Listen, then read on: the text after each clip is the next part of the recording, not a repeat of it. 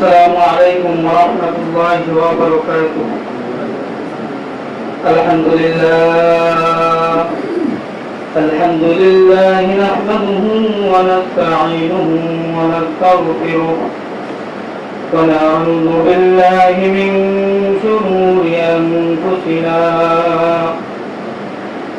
ومن سيئات أعمالنا. من يهده الله فلا مضل له ومن يضلل فلا هادي له. ونشهد أن لا إله إلا الله وحده لا شريك له. ونشهد أن سيدنا وسندنا وحبيبنا وطبيبنا ومولانا محمدا عبده ورسوله أرسله بالحق بشيرا ونذيرا وداعيا إلى الله بإذنه وسراجا وقمرا منيرا. أما بعد فقد قال الله تعالى في كلامه المجيد وفي فرقانه الحميد. أعوذ بالله من الشيطان الرجيم. بسم الله الرحمن الرحيم. وجعلنا من بين أيديهم سدا ومن خلفهم سدا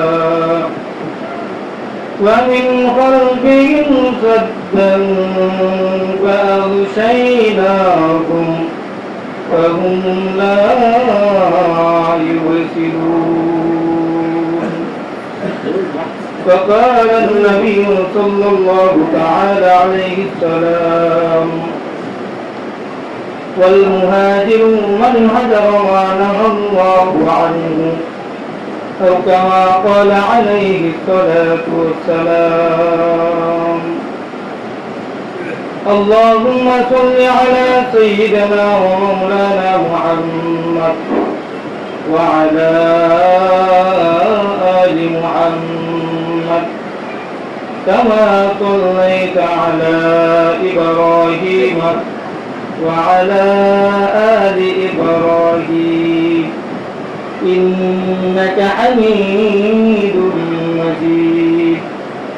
اللهم بارك على محمد وعلى آل محمد كما باركت على إبراهيم وعلى آل إبراهيم إنك حميد مجيد.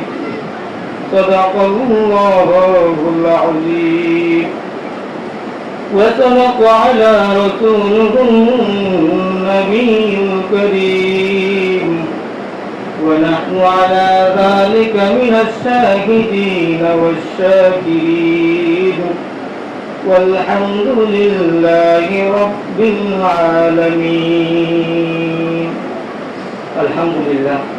আল্লাহ পাক রব্বুল আলামিন নিকট লাখো কোটি শুকরিয়া যে মহান রব্বুল আলামিন আপনাকে আমাকে আমাদের হায়াতের মধ্যে বরকত দিয়ে সুস্থ রেখে পবিত্র জুমার দিনে মসজিদে আগে আগে আসার বসার তৌফিক দান করেছেন। এই জন্য সবাই অন্তর থেকে একবার শুকরিয়া আদায় করি আলহামদুলিল্লাহ। রকবটি দ্রুত সুযোগ आपका इनामदार ताजदार मदीना सरवर गुरजहा सरवर दो आलम सय्यदुल बशर वल जिन जनाब हजरत मुहम्मदुर रसूलुल्लाह सल्लल्लाहु अलैहि वसल्लम प्रति যেই নবী আকরাম সাল্লাল্লাহু আলাইহি ওয়াসাল্লামের উম্মত হওয়ার জন্য পূর্ববর্তী অনেক নবী রাসূলগণ আফসোস করেছেন, আল্লাহ রাব্বুল আলামিন আপনাকে আমাকে বিনা চাওয়াই বিনা কষ্টে সেই নবীর উম্মত হতে পেরেছি, সেই নবীর উম্মত হিসেবে দুনিয়াতে প্রেরণ করেছেন। এই জন্য মহান রব্বুল আলামিনের দরবারে আবার একবার শুকরিয়া আদায় করি, আলহামদুলিল্লাহ।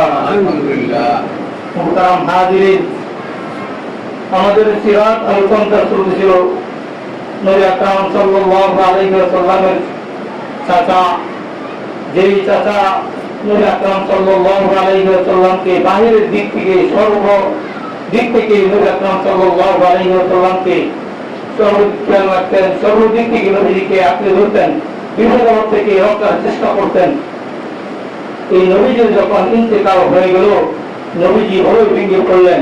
এর 3 দিন পরে যখন যিনি একজন বাহিরে ছিল আর একজন ভিতরে, নবী আকরাম সাল্লাল্লাহু আলাইহি ওয়াসাল্লাম সারাদিন বাইরে দাওয়াতের কাজ করে যখন ঘরে যেতেন, আমাদের আয়েশা সিদ্দিকা রাদিয়াল্লাহু তাআলা আনহা স্পর্শে নবী আকরাম সাল্লাল্লাহু আলাইহি ওয়াসাল্লাম সারাদিনের সমস্ত কষ্ট ক্লেশ দূর হয়ে যেত। সেই আমাদের আয়েশা সিদ্দিকা রাদিয়াল্লাহু তাআলা আনহা যখন নবীর চাচা 3 দিন পরে ইন্তিকাল হয়ে গেল, নবী আকরাম সাল্লাল্লাহু আলাইহি ওয়াসাল্লাম একেবারে একা হয়ে গেলেন। কাফেররা নবীকে সুযোগ পেয়ে বসলো, এখন তো আর কোনো বাধা নাই। আগে তো আবু তালেব নবীকে সব সময় বাঁচিয়ে দিয়ে যেত, এখন তো আর তাকে রক্ষা করার বাধা দেওয়ার মতো কেউ নাই। এখন তো সুযোগ, নবীজিকে আমরা যেভাবে পারি কষ্ট দিয়ে চেষ্টা করে বা যেভাবে পারি আমরা তাকে এই কাজ থেকে বিরত রাখবো। নবী আকরাম সাল্লাল্লাহু আলাইহি ওয়াসাল্লামের কাজ যত কষ্ট নির্যাতন হোক না কেন, এই কষ্ট এবং নির্যাতনের মধ্যে কাজ চলতে লাগলো। মুহতারাম হাজিরিন, এক পর্যায়ে কাফের ইহুদি খ্রিস্টান এবং কাফের কুরাইশরা মক্কায় বৈঠকখানায় একটি বৈঠক করতে কি পরামর্শ সবাই বসলো যে নবী আকরাম সাল্লাল্লাহু আলাইহি ওয়াসাল্লামকে যে কি করা যায়। এখন তো আবু তালেব নাই, এখন তাকে রক্ষা করার মতো কেউ নাই, সুতরাং এখন আমাদের সুযোগ, এই সুযোগটা আমরা হাতছাড়া করতে চাই না। এই জন্য তারা পরামর্শ করছে, বিভিন্ন রায় দেয়, এক একজন এক এক রায় দেয়। কেউ রায় দেয় যে নবীজিকে ব্যস্ত করা হোক, কেউ রায় দেয় যে না তাকে সমস্ত কিছু থেকে বঞ্চিত করা হোক, আবার কেউ রায় দেয় না তাকে হত্যা করা হোক।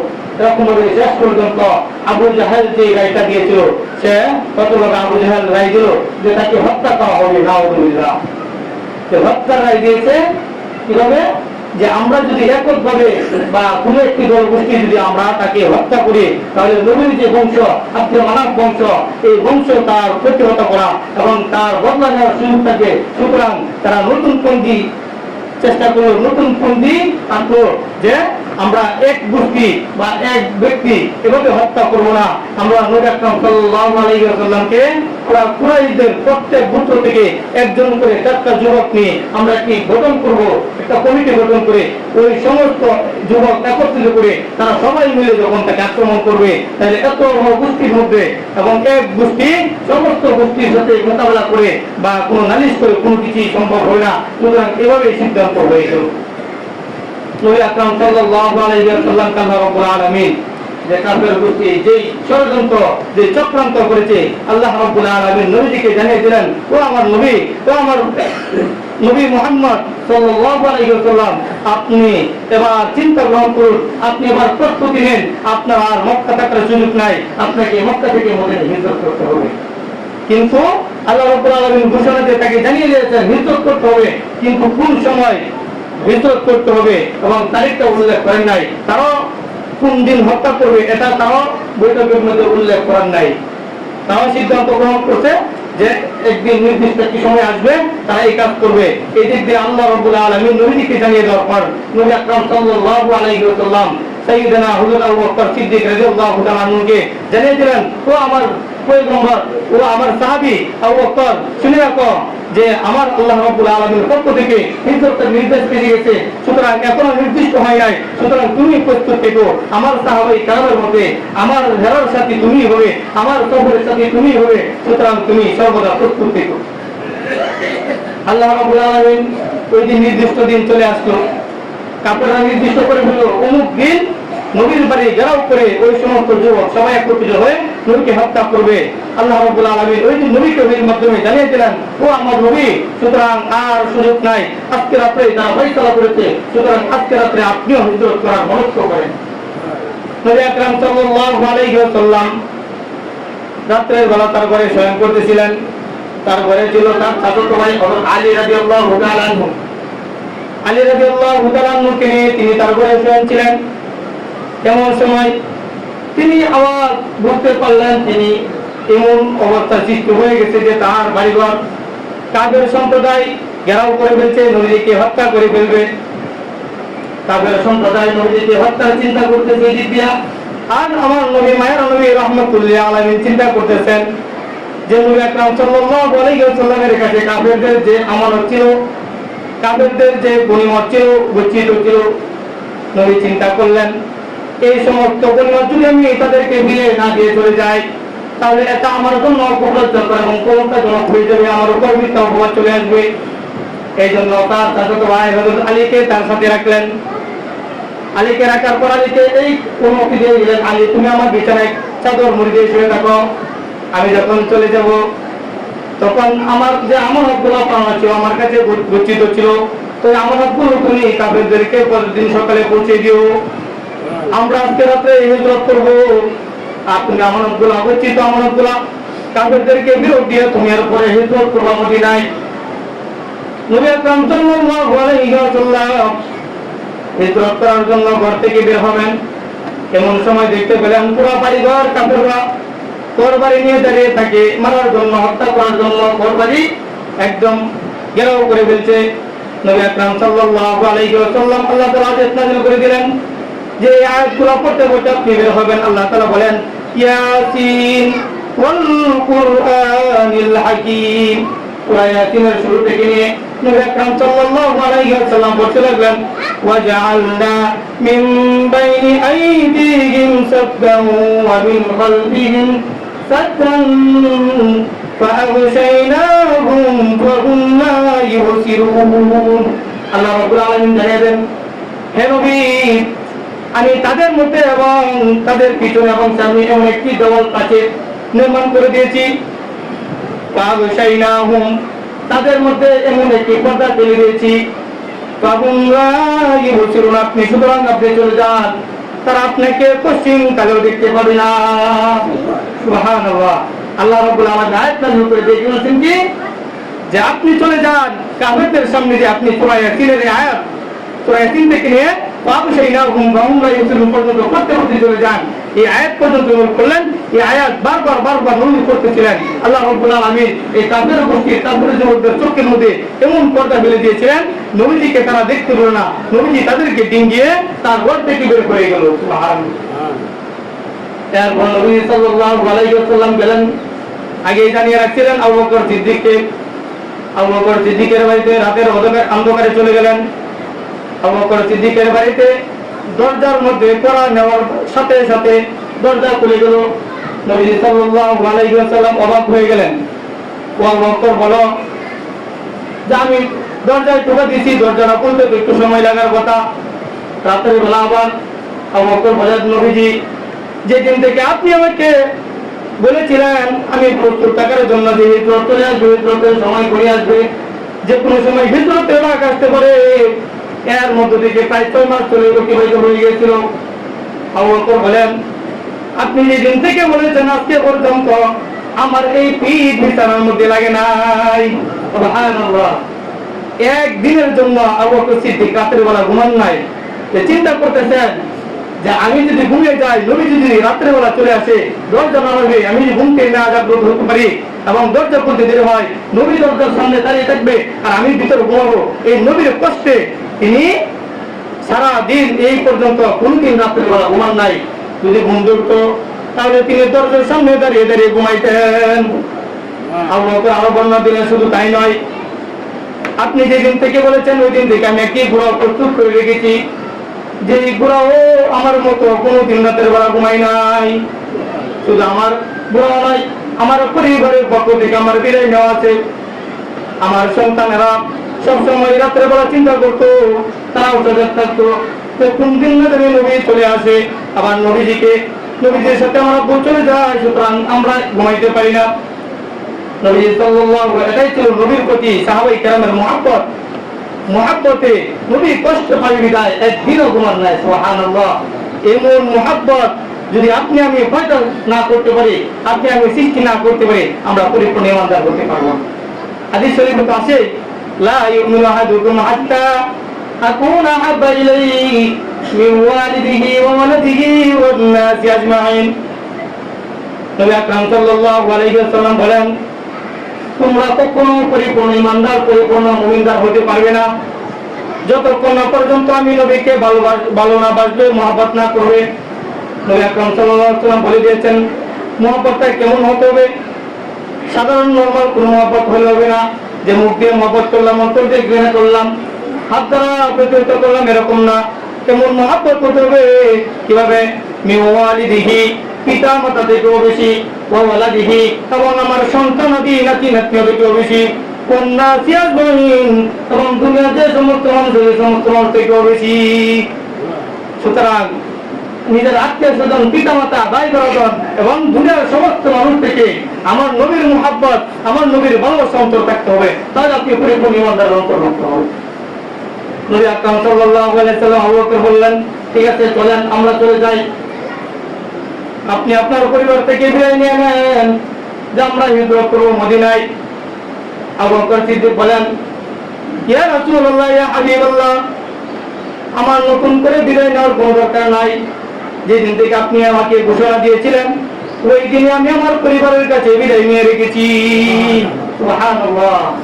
বিদায় নিয়ে রেখেছেন, যে সন্তানদেরকে বলে রেখেছেন, তার পরিবারকে বলে রেখেছেন, যেদিন রাত্রেবেলা কোনো গুমটি ঘটে দেখবা আমি আবু বকর করে নাই, সেদিনে তোমরা মনে করবা নবীর সাথে আমার হিজরত হয়ে গেছে। নবী আকরাম সাল্লাল্লাহু আলাইহি ওয়াসাল্লাম আবু বকরকে নিয়ে এদিক দিয়ে রওনা করলেন। রওনা করতে করতে গাড়ি হেরার কাছাকাছি চলে আসলেন। ওইদিক দিয়ে ভোরবেলা হয়ে গেল। কাফেরের জনগোষ্ঠী তারা ঘরের ভিতর ঢুকে দেখে নবীর বিছানার মধ্যে নবী নাই, হযরত আলী শোয়া। তখন তো তারা চিন্তিত হয়ে গেল, নবী গেল কোথায়। তখন তারা কুরাইশদের নেতাদের সংবাদ দেওয়ার সাথে সাথে তারা চতুর্দিকে রওনা করে দিল, যে যেদিকে পুরো মক্কার মধ্যে তারা রাস্তাঘাট করে নবী কোথায় গেল। ঘুরতে ঘুরতে তারা নবীর পিছে পিছে চলে আসলো, মোটামুটি কাছাকাছি। তখন কাছাকাছি চলে আসলো, আবু বকর সিদ্দিক রাদিয়াল্লাহু তাআলা আনহু চিন্তিত হয়ে গেলেন, ইয়া রাসূলুল্লাহ, মক্কার কুরাইশ তো আমাদের কাছাকাছি চলে আসতেছে। আবু বকর খুব চিন্তা করতে লাগলেন, এখন কি করা যায়। আবু বকর রাদিয়াল্লাহু তাআলা আনহুকে সান্ত্বনা দিয়ে আল্লাহ তাআলা আয়াত নাযিল করে দিয়ে নবীর মাধ্যমে আবু বকরকে সান্ত্বনা দিলেন যে লা তাখাফ ইন্নাল্লাহা মা'ানা, এ আবু বকর চিন্তা করো না, ভয় করো না, ইন্নাল্লাহা মা'ানা, নিশ্চয়ই আল্লাহ তাআলা আমাদের সঙ্গে আছেন, আল্লাহ তাআলা আমাদের সাথে আছেন, সুতরাং চিন্তার কোনো কারণ নাই, ভয়ের কোনো কারণ নাই। এভাবে নবী আকরাম সাল্লাল্লাহু আলাইহি ওয়াসাল্লাম আবু বকর সিদ্দিক রাদিয়াল্লাহু তাআলা আনহু চলে গেলেন গাড়ি হেরার মধ্যে। হেরার মধ্যে 3 দিন অবস্থান করলেন। 3 দিন অবস্থান করার পর এরপরে চতুর্থ দিন এদিকে 3 দিন পর্যন্ত মক্কা গলি গলি তারা প্রশ্ন করে বলতেছে নবীকে খুঁজে পাই না। এক পর্যায়ে তারা এই গর্তের কাছাকাছি চলে আসছিল। এই গর্তের কাছাকাছি চলে আসার পর তাদের মধ্যে একজন চতুর নেতা ছিল সুরাকা বিন মালিক। একদম কাছাকাছি চলে আসার পরে এরকম অবস্থা হয়েছিল, শুধু গর্তের দিকে তাকাইতো তখন নবীকে দেখা যেত, তখন ধরে ফেলতো। আল্লাহ রাব্বুল আলামিন কুদরতিভাবে এই গর্তের মধ্যে মাকড়সা জাল দিয়ে দিলেন। তখন তারা দেখলো, তারা চিন্তা করলো এখানে যেহেতু মাকড়সা জাল এদের হয়েছে, সুতরাং এখানে হয়তো থাকবে না। তারা চলে গেল ওই দিক দিয়ে। 3 দিন অতিবাহিত হয়ে যাওয়ার পর চতুর্থ দিন নবী আকরাম সাল্লাল্লাহু আলাইহি ওয়াসাল্লাম 3 দিন থাকাকালীন নবী আকরাম সাল্লাল্লাহু আলাইহি ওয়াসাল্লাম গুহার মধ্যে ছিলেন। আবু বকর নবীকে সমস্ত খেদমত করতেছিলেন এবং রাতের বেলা আবু বকরের পুত্র হযরত আব্দুল্লাহ তার রাতের বেলা তাদের পিতার কাছে আসতেন, নবী আকরাম সাল্লাল্লাহু আলাইহি ওয়াসাল্লাম খাবার নিয়ে আসতেন এবং দিনের বেলায় মক্কার কুরাইশরা কি পরামর্শ করতো, কি চক্রান্ত করতো, এই সমস্ত সংবাদ নবীকে জানাইতেন। এবং মক্কার এই সময় লোকদের এবং কাফের গোষ্ঠীদের খুব চতুর জ্ঞান বুদ্ধি ছিল, এমন অবস্থা ছিল তাদের, এমন জ্ঞান বুদ্ধি ছিল যে পায়ের পাড়া, আমরা যে পা দেই, পায়ের পাড়া দেখে মনে করে বালুর মধ্যে পাড়া দিলেই পা চিনতে পারতো, পায়ের চিহ্ন চিনতে পারতো, এদিক তো নবী গেছে এবং নবী সাহাবা আবু বকর গেছে। সুতরাং এভাবে চলে যেত। আবু বকর রাদিয়াল্লাহু তাআলা একজন বাদী ছিল, বাদীকে বলতো, তার পুত্র বলতে যে আমি যখন যাব আমার পিছনে তুমি রাখালগুলা নিয়ে আসবা, যেন আমাদের পায়ের চিহ্নগুলো কি মুছে যায়, যেন কাফেররা আমাদেরকে না বুঝতে পারে, না চিনতে পারে। চতুর্থ দিন নবী আকরাম সাল্লাল্লাহু আলাইহি ওয়াসাল্লাম এবং হযরত আবু বকর সিদ্দিক রাদিয়াল্লাহু তাআলা আনহু ওই গুহা থেকে বের হয়ে আবার মদিনার পথে রওনা করলেন। রওনা করতে করতে নবী আকরাম সাল্লাল্লাহু আলাইহি ওয়াসাল্লাম খুব ক্লান্ত হয়ে গেল এবং খুব নরম হয়ে গেল। প্রচন্ড রোদ এবং মরুভূমির উপর দিয়ে যাচ্ছিলেন। নবী আকরাম সাল্লাল্লাহু আলাইহি ওয়াসাল্লাম আবু বকরকে বললেন, আবু বকর দেখো তো আশেপাশে কোনো বাড়ি ঘর আছে কিনা, আমরা একটু বিশ্রাম নেব বা আমাদের একটু খানা পিনা খাওয়ার দরকার। আবু বকর বলেন, উনজুর ইলাল আমাম, সামনের দিকে তাকান, একটা বাড়ি দেখা যাইতেছে। ওই বাড়িতে যাওয়ার পর নবী আকরাম সাল্লাল্লাহু আলাইহি ওয়াসাল্লাম আবু বকর বলেন, আবু বকর যাও, দরজা না দাও, দরজার মধ্যে অনুমতি চাও যে আমরা আসছি মক্কা থেকে মদিনায় যাব, সফর করব, আমাদের কষ্ট পানি পাওয়া দরকার, কিছু খাবার খাওয়ার দরকার, বিশ্রাম নেওয়ার দরকার, প্রচন্ড রোদ। আবু বকর সিদ্দিক রাদিয়াল্লাহু তাআলা আনহু দরজায় করা নিলেন। এই বাড়িটা ছিল উম্মে মাহবাদ। ওই বাড়িতে একজন মহিলা এবং একজন পুরুষ বসবাস করত। মহিলা ছিল উম্মে মাহবাদ এবং পুরুষ লোকটি ছিল আবু মাহবাদ। নবী আকরাম সাল্লাল্লাহু আলাইহি ওয়াসাল্লাম ওই বাড়িতে ওঠার পর আবু বকর বললেন, আবু বকর তুমি তাদের কিছু চাও, তাদেরকে বলো আমাদেরকে কিছু আশ্রয় দেওয়ার জন্য বা কিছু খাবার জিনিস দেওয়ার জন্য। ওই মহিলা ভিতর থেকে বললো, আমরা এতই গরিব মানুষ, আমাদের ঘরে খাবার কিছু নাই। তিনি বললেন, আমার স্বামী ছাগল চড়ায়, অল্প কিছু টুকু হয়, আমরা এইগুলোকে বেঁচে থাকি। নবী আকরাম সাল্লাল্লাহু আলাইহি ওয়াসাল্লাম বললেন, আচ্ছা ঠিক আছে, যদি খাবার না থাকে তাহলে বলো, একটু পানি হলে দিত। ওই মহিলা বললো, আমার ঘরে কোন পানিও নাই, আমার স্বামী বকরি চড়াইতে চলে গেছে, বিকালবেলা আসার সময় বকরি যখন দুধ দিবে, দুধ দহন করে আমরা খাবো, আসার সময় এক পরিচিতির পানি নিয়ে আমরা এই পানি রক্ষণ করবো। আবু বকর চিন্তিত হয়ে গেলেন, এখন কি করবেন। এর পাশে তিনি দেখতে পেলেন তার ঘরের পাশে একটি বকরি, অর্থাৎ অসুস্থ বকরি, যে বকরিটা উনি নিয়ে যান না, অসুস্থ দেখে বাড়িতে রেখে গেছেন। ওই বকরিটা দেখার পর নবী বললেন, আবু বকর বলো তারপরে কি যে বকরি আছে, এই বকরি থেকে আমরা দুধ দহন করে খাবো। মহিলা বলল, এটা তো অসুস্থ, এটা দুধ দেয় না, কিভাবে সম্ভব হবে। আবু বকর নবী বলেন, তুমি চিন্তা করো না, তুমি তার কাছ থেকে অনুমতি নাও, দুধ দহন করার দায়িত্ব আমার। সুবহানাল্লাহ। নবী আকরাম সাল্লাল্লাহু আলাইহি ওয়াসাল্লাম বললেন, তার কাছে একটা বাটি নাও। মহিলা একটি ছোট বাটি দিলেন, পেয়ালা দিলেন, বাটি ধর। নবী বললেন, আরো বড় বাটি দিতে বলো। মহিলা চিন্তিত হয়ে গেল, এমনিতে একটা অসুস্থ, আবার দুধ দেয় না, আবার ছোট বাটি যে দিচ্ছে এটাই বলবে না। উনি তো আর জানে না, উনি তো রাহমাতুল লিল আলামিন চলে এসেছে তার বাড়িতে। এরপরে নবী আকরাম সাল্লাল্লাহু আলাইহি ওয়াসাল্লাম কথাই একটু বড় বাটি দিলেন। নবী আকরাম সাল্লাল্লাহু আলাইহি ওয়াসাল্লাম বড় বাটি নিয়ে এই অসুস্থ বকরির কাছে যাওয়ার সাথে সাথে অসুস্থ বকরি নবী সাল্লাল্লাহু আলাইহি ওয়াসাল্লামকে দেখার সাথে সাথে অসুস্থ দেখে সুস্থ হয়ে গেল, সুস্থ হয়ে গেছে।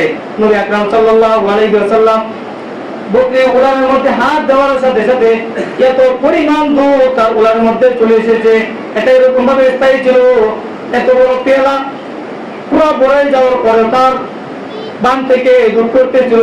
বকরি বলে, ইয়া রাসূলুল্লাহ, আপনি আমার থেকে আরো দুধ গ্রহণ করেন, আমি তো এই দুধের বার গ্রহণ করতে পারতেছি না। সুবহানাল্লাহ। এই নবী কত বরকতময় নবী। এই সমস্ত দৃশ্য ওই মহিলা ঘরের পাশ দিয়ে দেখতেছিলেন, আশ্চর্য হয়ে গেলেন। এরপরে ওনারা দুধ পান করলেন, দুধ পান করে আবু বকরকে দিলেন, নবীজি পান করলেন। আবু বকর বললেন, ইয়া রাসূলুল্লাহ, আমরা দুজন পান করলাম, এত বড় পেয়ালা আপনি দুধ দোয়াইছেন, 1 ইঞ্চি দুধও কমে নাই। এরপর নবী আকরাম সাল্লাল্লাহু আলাইহি ওয়াসাল্লাম তাদের থেকে বিদায় নিয়ে মক্কা থেকে আসছেন হেরা থেকে আবার এই উম্মে মাহবাদের বাড়ি থেকে এখন আবার রওনা দিবেন মদিনার পথে, মাঝখানে কুফা পল্লী অবস্থান করে তারপরে মদিনায় যাবেন। আবু বকরকে বললেন ঠিক আছে, তার থেকে বিদায় নাও, আমাদের গন্তব্য অনেক দূর, আমরা চলে যাব। এরপরে নবী আকরাম সাল্লাল্লাহু আলাইহি ওয়াসাল্লাম সিদ্দিক রাদিয়াল্লাহু আনহু ঘর থেকে বের হওয়ার পর ওই মহিলা ঘর থেকে বের হইল। ঘর থেকে বের হয়ে দেখে তার বাড়িতে এমন এক সুগন্ধি ভরা বাড়ি ঘর ভরপুর হয়ে গেছে যে জীবনে এমন সুগন্ধি আর সে শুনে নাই এবং দেখে নাই এই নবীর বরকতে। এরপরে উনি চিন্তিত হয়ে বাড়িতে কাঁদতে লাগলেন, যেটা কি হয়ে গেল, এমন দৃশ্য কোন দৃশ্য সে তো আর চিন্তা করে নাই। তারপর নবী আকরাম সাল্লাল্লাহু আলাইহি ওয়াসাল্লাম তার সাহাবী আবু বকরকে নিয়ে চলে গেলেন। ওইদিকে উম্মে মাহবাদ বাড়িতে, তার স্বামী যখন বাড়িতে চলে আসলো, আয়েশা যখন দেখলো, উনি আয়েশা বুঝতে পারলেন এমন সুন্দর গান আর কোনদিন তার বাড়িতে ছিল না। উনি আয়েশা জিজ্ঞাসা করলেন, ব্যাপার কি, আমার বাড়িতে এত সুন্দর গান কেন? উম্মে মাহবাদ বলেন, পুরো বিস্তারিত ঘটনা শুনে জানাইলেন। উম্মে মাহবাদের স্বামী বলেন যে এটা তো আমি আমার পূর্ব অর্থাৎ আগের যে যুগের কিতাব ছিল, আমি আমাদের ধর্মীয় গ্রন্থের মধ্যে আখেরি নবীর বর্ণনা পেয়েছি যে আখেরি নবী একদিন মক্কা থেকে মদিনায় সফর করবে। এই জন্যই তো আমি মদিনা থেকে আইসা এমন রাস্তার মধ্যে বাড়ি বানাইছি যেন আমার বাড়িতে আবু বকর এবং নবীজি আমার বাড়িতে বিশ্রাম নিতে পারে। কেন? মক্কা মদিনা বাদ দিয়ে উনি মরুভূমির মধ্যে বাড়ি বানাইছে একমাত্র যে উনি তার গ্রন্থের মধ্যে পেয়েছেন একদিন নবী আকরাম সাল্লাল্লাহু আলাইহি ওয়াসাল্লাম তার সাহাবীকে নিয়ে মক্কা থেকে মদিনায় হিজরত করে আমার বাড়িতে উঠবেন, এরকম একটি জায়গায় উঠবেন। এই জন্য আমি আমার বাড়িঘর ছেড়ে আমি এখানে বসবাস করতেছি একমাত্র এটার জন্যই যে আমি আজকে পেলাম না, কিন্তু নবীজি সাল্লাল্লাহু আলাইহি ওয়াসাল্লাম আমার বাড়িতে উঠেছেন, এই আশাই ছিল আমার সবচেয়ে বড় আশা। এরপরে তারা স্বামী স্ত্রী তারা চিন্তা করলেন না, আমরা আর এখানে থাকবো না, আমাদের কাজ তো পূর্ণ হয়ে গেছে, আমরা আবার চলে যাবো মদিনায়। এরপর তারা স্বামী স্ত্রী ওইখান থেকে মদিনার উদ্দেশ্যে রওনা দিলেন। মদিনার উদ্দেশ্যে রওনা দেওয়ার পর তারা আসতেছিলেন, আর ওইদিকে নবী আকরাম সাল্লাল্লাহু আলাইহি ওয়াসাল্লাম কুবার মধ্যে প্রবেশ করলেন। কুবাবাসীরা যখন সংবাদ শুনল নবী আকরাম সাল্লাল্লাহু আলাইহি ওয়াসাল্লাম আসতেছেন, তখন তারা প্রতিদিন নবীকে স্বাগত জানানোর জন্য, অভ্যর্থনা জানানোর জন্য বাড়ি থেকে বের রাস্তায় চলে আসতো। কিন্তু সন্ধ্যা হয়ে যেত, নবী আসে নাই, বাড়িতে চলে যেত। প্রতিদিন এরকম করতো, একদিনের ঘটনা। তারা সন্ধ্যা পর্যন্ত অপেক্ষা করলো নবীজিকে সংবর্ধনা জানানোর জন্য।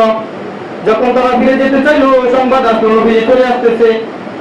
তখন তারা সবাই আবার ফিরে আসলো, ফিরে এসে নবীজিকে তারা সংবর্ধনা হিসেবে দিয়া নবীজিকে পুনর্বন্ধের মধ্যে রাখলেন, গমন করলেন। তারা আনন্দ চিত্তে নবী আকরাম সাল্লাল্লাহু আলাইহি ওয়াসাল্লামকে রাখলেন এবং 14 দিন নবী আকরাম সাল্লাল্লাহু আলাইহি ওয়াসাল্লাম কুবার মধ্যে অবস্থান করেছিলেন।